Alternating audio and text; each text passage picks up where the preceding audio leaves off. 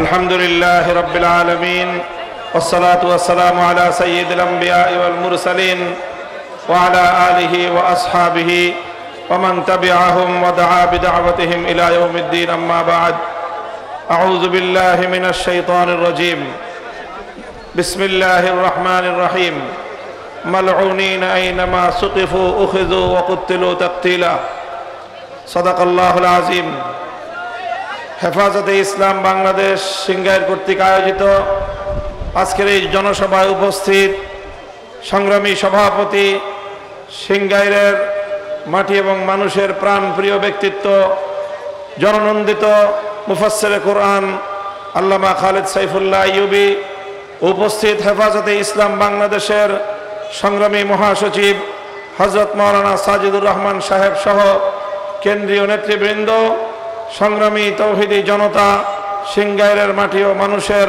প্রাণপ্রিয় এই জনপদের অধিবাসীগণ, সংক্ষিপ্ত কয়েকটি কথা আমরা বলতে চাই। আমাদের মরহুম আমির আল্লামা জুনায়েদ বাবুনগরী রহমতুল্লাহি আলাইহি, তাকে জিজ্ঞাসা করা হয়েছিল বাংলাদেশে হেফাজতে ইসলামের নেতাকর্মী কতজন এবং কারা। তিনি বলেছিলেন হেফাজতে ইসলামের কর্মী হলো বাংলাদেশের প্রতিটি মসজিদের সকল মুসল্লি হলো হেফাজতের কর্মী।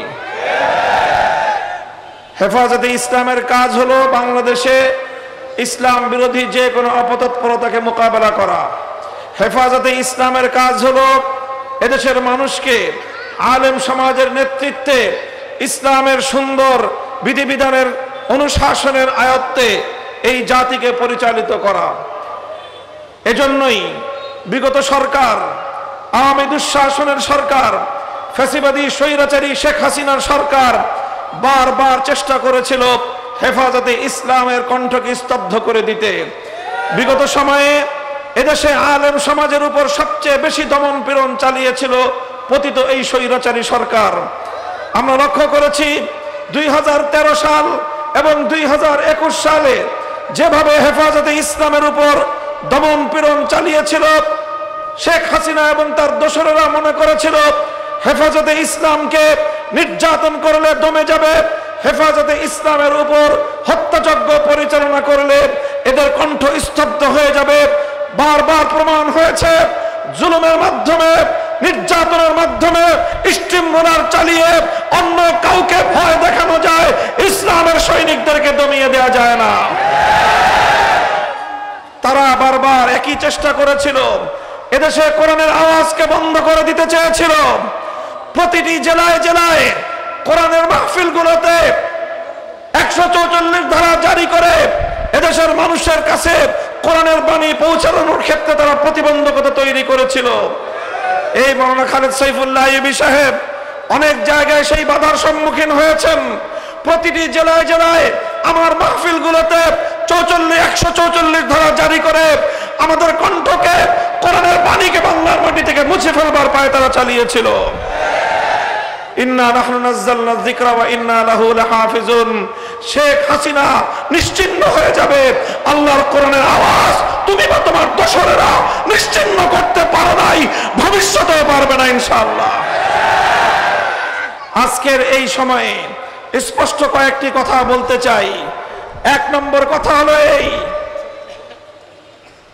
বিগত সরকারের দোসরেরা তারা চেষ্টা করেছিল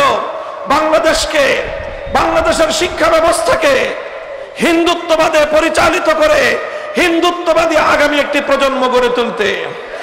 এদেশের মানুষ বুকের রক্ত দিয়ে সেই ষড়যন্ত্রকে মোকাবেলা করেছে। আমরা অন্তর্বর্তীকালীন সরকারকে বলতে চাই, আমরা যেভাবে বাংলাদেশের মুসলমান, বাংলাদেশের মানুষ যেভাবে হিন্দুত্ববাদকে বরদাস্ত করে নাই, নাস্তিক্যবাদকেও বরদাস্ত করবে না।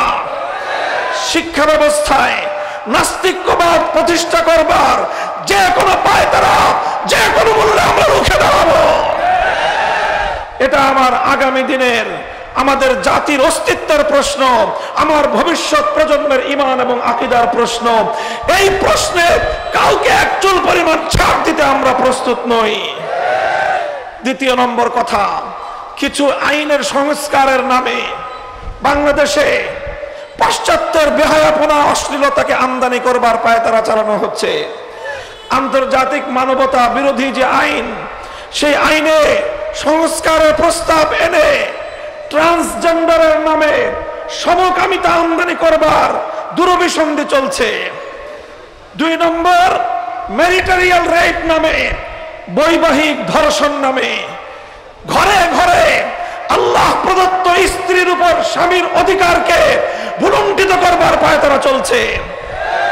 জোরপূর্বক গর্ভধারণকে মানবতা বিরোধী অপরাধ বলে আখ্যায়িত করে আল্লাহ রাব্বুল আলামিন প্রদত্ত স্বামী স্ত্রীর সোনার সংসারে স্বামীর কর্তৃত্বকে চ্যালেঞ্জ করে স্বয়ং আল্লাহর বিরুদ্ধে চ্যালেঞ্জ ঘোষণা করবার পায়তারা চলছে বাংলাদেশে।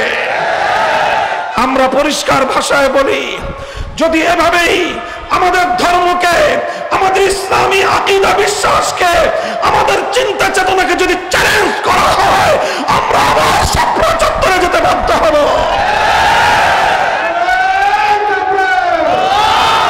শেষ কথা হলো, আপনারা জানেন, আমরা দেখছি পার্শ্ববর্তী দেশ ভারতে 2 দিন পর পর আমাদের প্রিয় নবীজিকে নিয়ে কটূক্তি করা হচ্ছে। কয়েকদিন আগে গেল নূপুর শর্মা, এখন আবার আসছে মহারাজ, তাকে আবার উস্কানি দেয় ক্ষমতাসীন বিজেপির সাংসদেরা।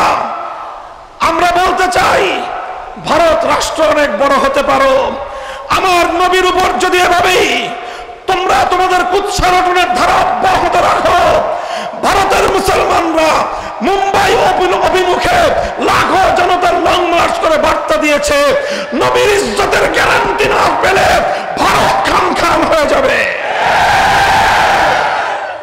বাংলাদেশের সরকারকে বলবো, ওদিকে তারা রাষ্ট্রীয়ভাবে সরকারি উদ্যোগে আমার নবীর ইজ্জতের উপর আঘাত হানবে, আর আপনারা ইলিশ মাছের রপ্তানি করবেন। এই প্রেম প্রীতি বাংলাদেশের মানুষের চোখে ভালো লাগে না। বলবেন রপ্তানি করি বৈদেশিক মুদ্রা আমদানি করবার জন্য।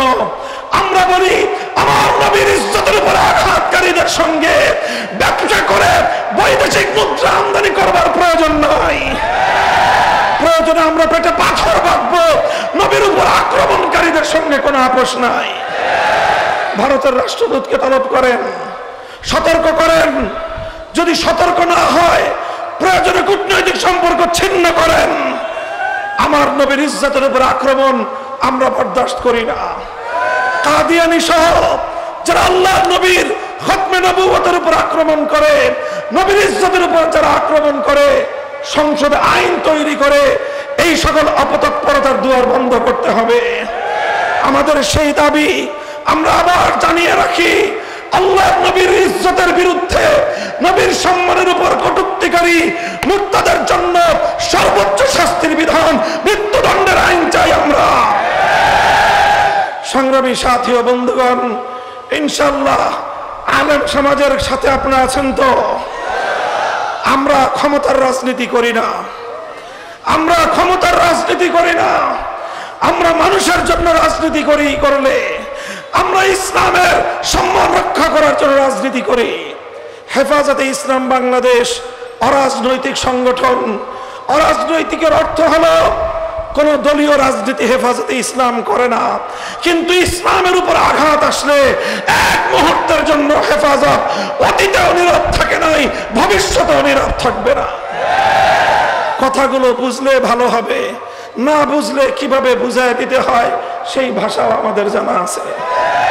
ইনশাআল্লাহ আগামী দিনে আপনাদের প্রিয় নেতা, আপনাদের রাহবার, এই সিংগাইরের মাটিতে হেফাজতে ইসলামের প্রতিনিধি আল্লামা খালেদ সাইফুল্লাহ আইয়ুবী সহ দেশের শীর্ষ ওলামায়ে কেরাম আপনাদেরকে যখন ডাক দিবেন, যে কোনো ডাকে সাড়া দিতে প্রস্তুত থাকবেন তো ইনশাআল্লাহ? যতদিন বাঁচবো ইসলাম নিয়ে বাঁচবো, যদি মরতে হয় আল্লাহর দ্বীনের জন্য জীবন দেওয়াকে জীবন বাঁচিয়ে রাখার চেয়ে শ্রেষ্ঠ মনে করবো ইনশাআল্লাহ। নাসরুম মিনাল্লাহি ওয়া ফাতহুন করিব। হেফাজতে ইসলাম বাংলাদেশ জিন্দাবাদ, বাংলাদেশ জিন্দাবাদ। ওয়া আখিরু দাওয়ানা আলহামদুলিল্লাহি রাব্বিল আলামিন। আসসালামু আলাইকুম ওয়া রাহমাতুল্লাহ। সুবহানাল্লাহি ওয়া বিহামদিহি, সুবহানাকাল্লাহুম্মা বিহামদিকা আশহাদু আল্লা ইলাহা ইল্লা